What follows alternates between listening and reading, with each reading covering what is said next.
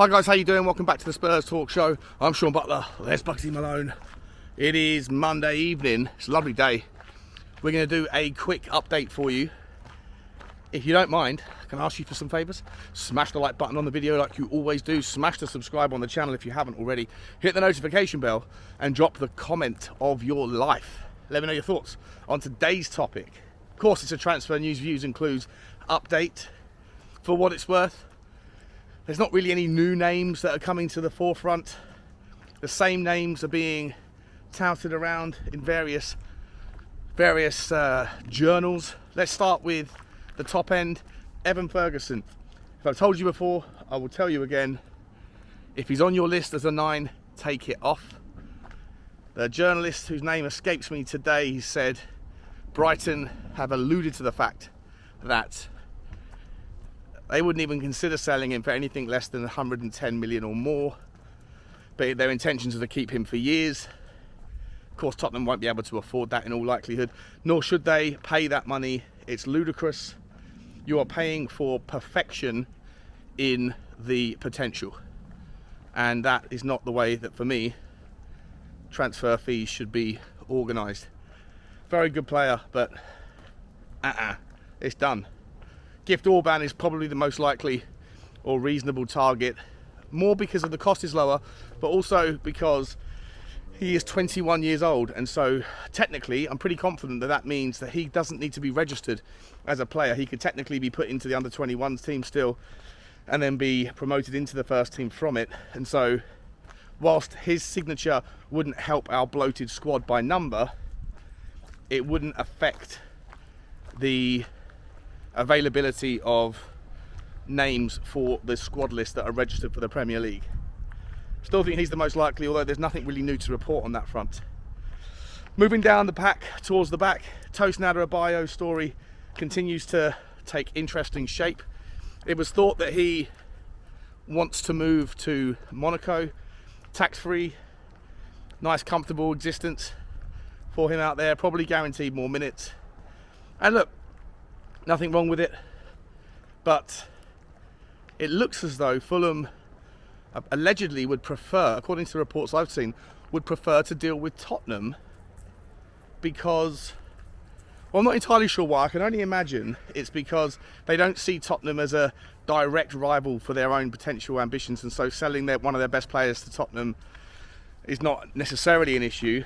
Probably Tottenham will be able to afford, better payment terms, more reasonable structural relationships with it, and maybe, just maybe, part of the deal would see Eric Dyer go in the other direction.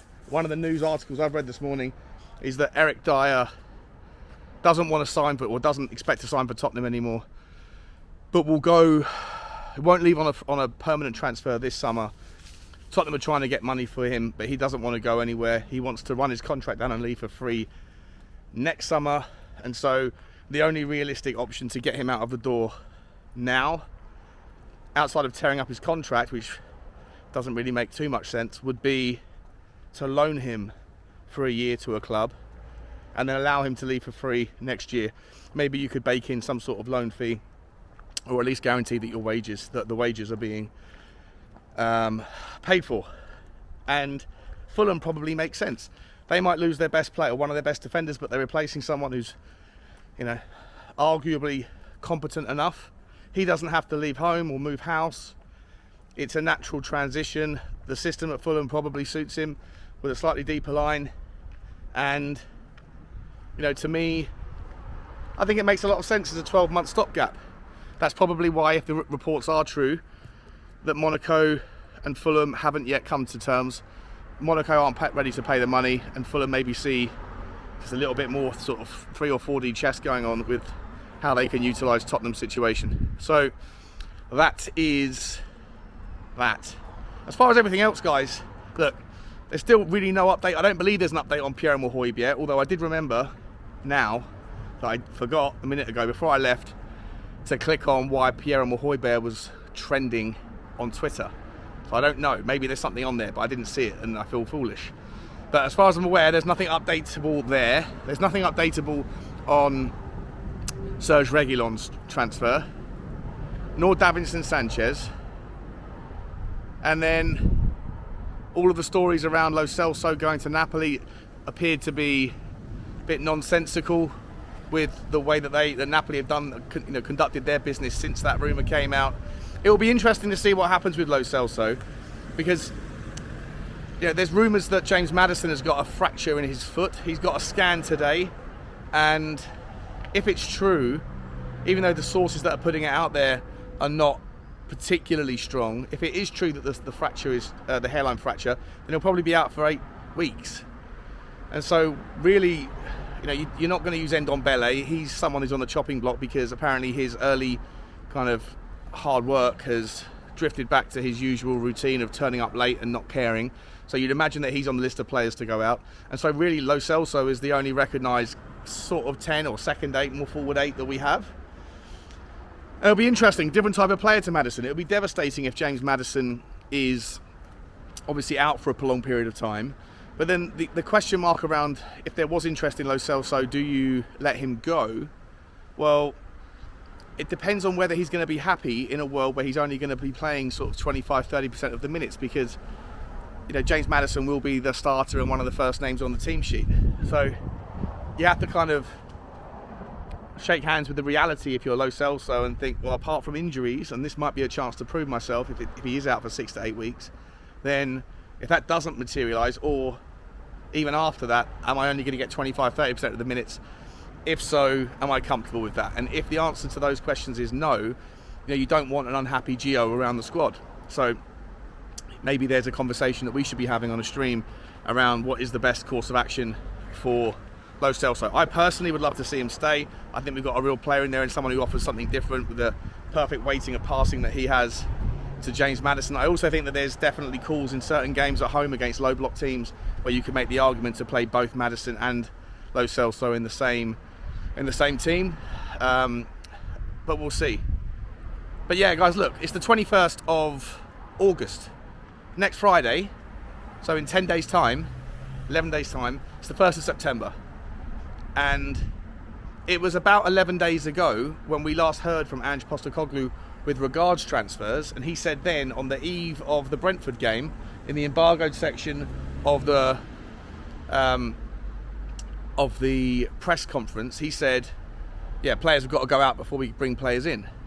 It's been 11 days since, and nothing has happened. No one has come in at all.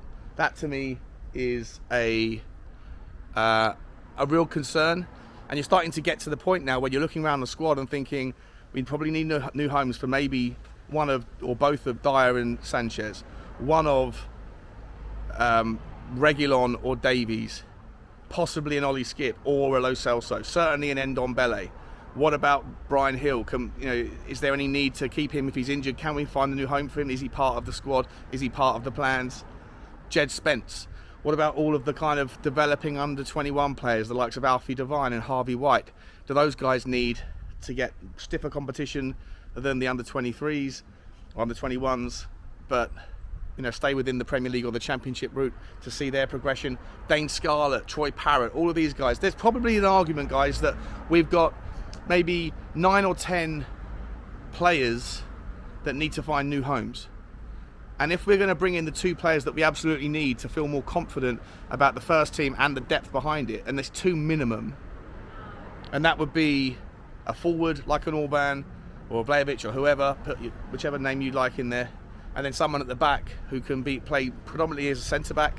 Maybe it's a Tosin Adarabioyo, but maybe you could go after someone who's a bit more utility, because I still think that there's, despite the great performances from Pedro Porro, and Emerson against Brentford, I think that there's still a little bit of a question mark for me on that particular story. So you could maybe find a player that can do a little bit of everything. I've mentioned before, Gertruida is a great fit for me, a very interesting, exciting player that can play right back, right-sided centre-back, left-sided centre-back, and as a 6. He hasn't been linked with Tottenham, so it's just a player that I've identified that I really like. So I don't, I'm saying that more out of hope than expectation, but you take the point. We need at least 2 in. You could make the argument for 3, even though Rome wasn't built in the day. And so when you add all that up, 9, 10 out, 2, 3 in, that's more than a transfer every single day that needs to happen in order for Tottenham to get all of this done within the remaining 11 days or 10 days of the window.